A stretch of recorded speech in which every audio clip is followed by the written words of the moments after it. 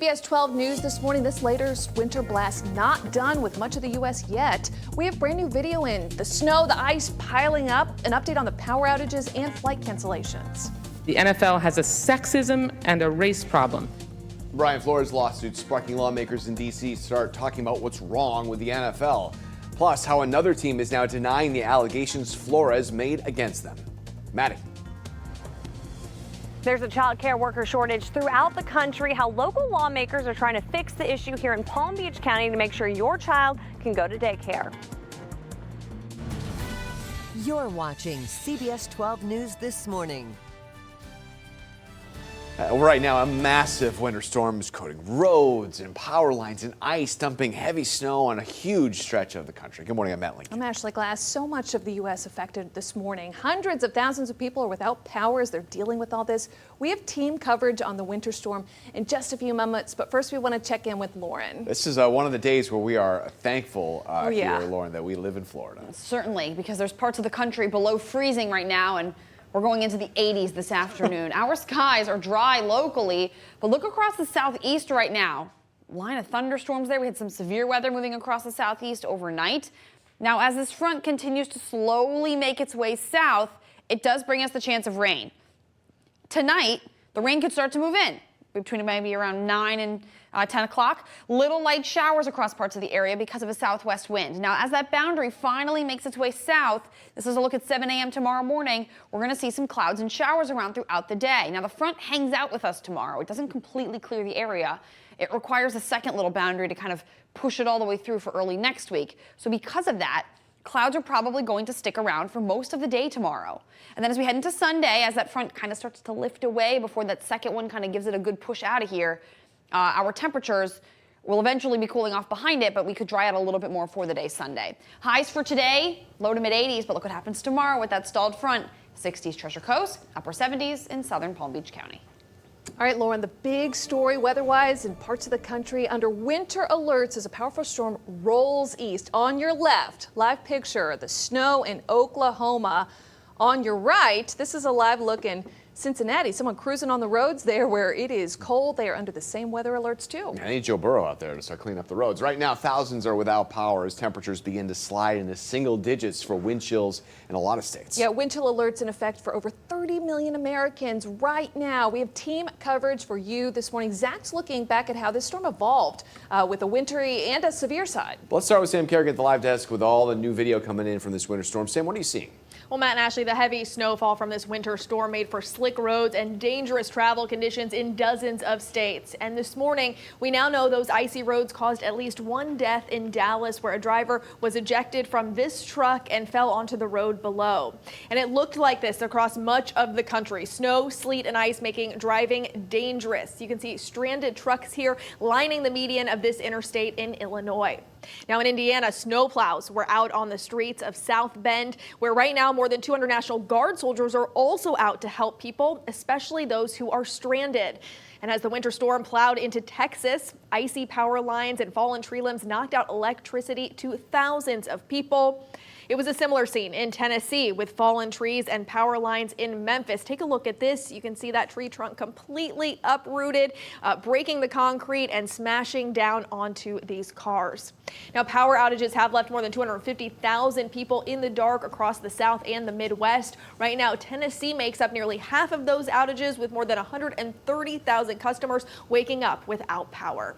Matt and Ashley. All right, our team coverage continues now with Zach. Yeah, he's following widespread damage left behind by a tornado in Alabama that touched down near Birmingham. Yeah, Zach, we know at least one person died in this. We have new video coming in too. What else are you learning about this one? Yeah, emergency officials say 3 others were critically injured as this tornado tore through parts of rural Sawyerville, Alabama. And you can see those are cars that were tossed from the driveway of one of these houses that was damaged into this large pond across the town. So a lot of damage from this tornado, despite Sawyerville actually being a relatively small community. It's not necessarily a densely populated one. It didn't take long for that storm system to move right on through the area, eventually clipping I-20 and I-65. At one point, The National Weather Service in Birmingham issued this,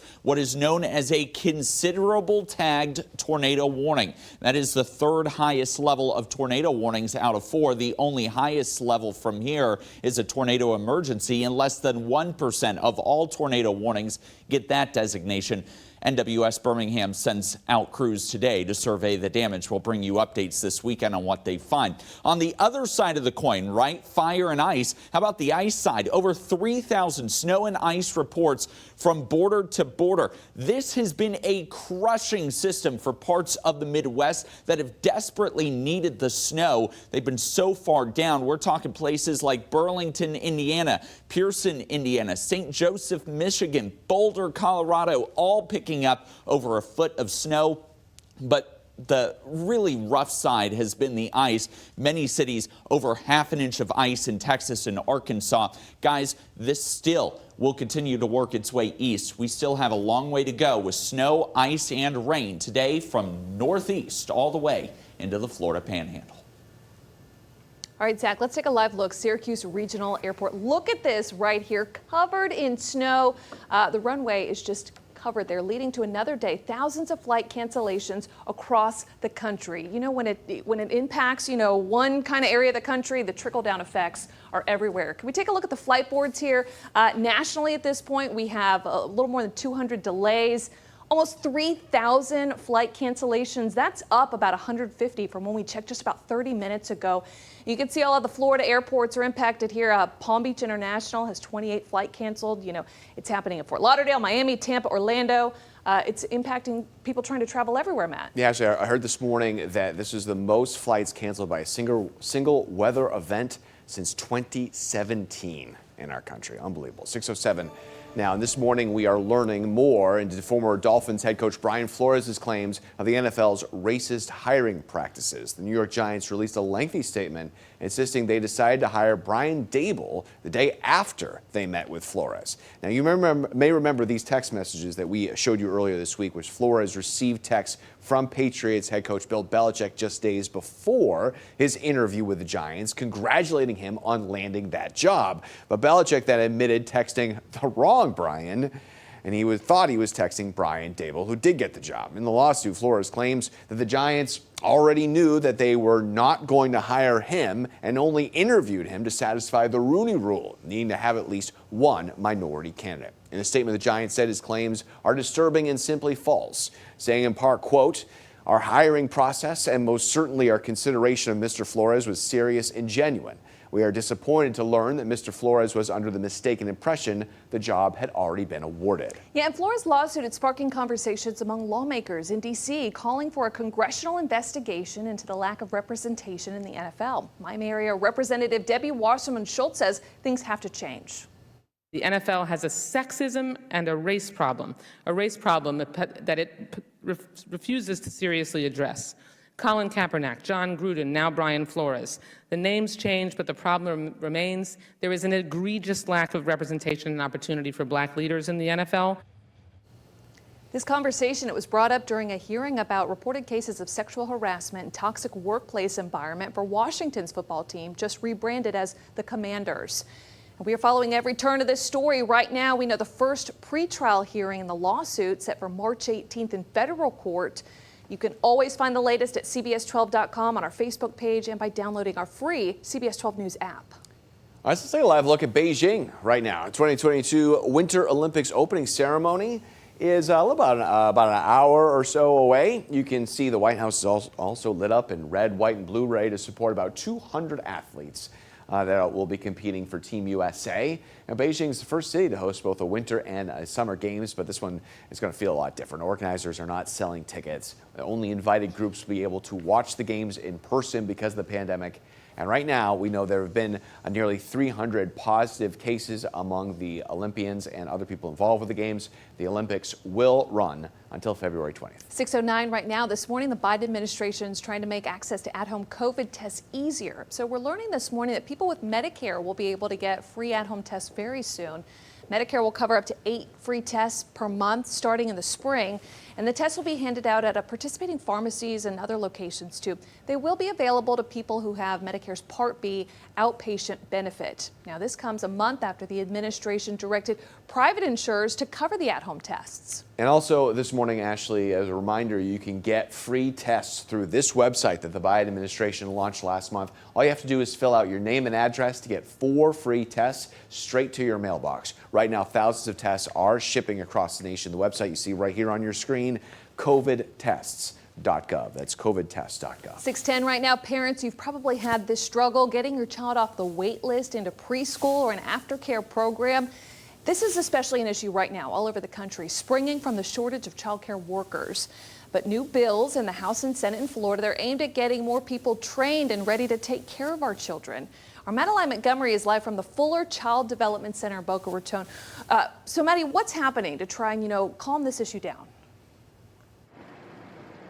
The Fuller Center is a nonprofit that helps with the early education of underprivileged children, and they've been struggling to stay fully staffed, and they're not alone in this. According to the National Association for the Education of Young Children, there are worker shortages in nearly every state in the country. Some centers have had to limit the intake of students because of this and even close off classrooms, and the cause, as many as 80% of workers say wages are the reason they've had to leave the childcare industry.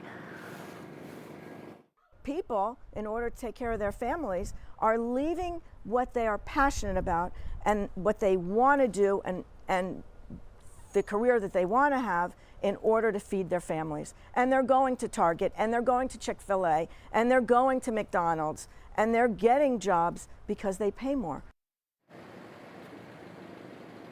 So those solutions or proposed solutions are House Bill 3343 and Senate Bill 1659. And what they would do is provide funding to train and employ currently unemployed or underemployed people in Broward and Palm Beach counties to become child care professionals, maintenance, and food service workers. The bills were penned by local lawmakers, Representative Mike Caruso and Senator Gail Harrell. And if this bill passes, the Fuller Center would actually be able to train and educate 28 people that would be able to eventually become employees each year.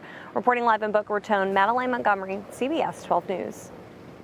All right, Manny, half a dozen of NYPD's finest have been shot in the last few weeks. Coming up, President Biden visited the Big Apple to unveil new plans on how to curb gun violence, what he's doing to help police officers, and how he needs Congress to step in. And also coming up, what you need to know to get the day started here, a deep dive into the car shortage. Expert advice, how to buy a new ride if you're in the market when they are extremely tough to come by. That's coming up in about 20 minutes.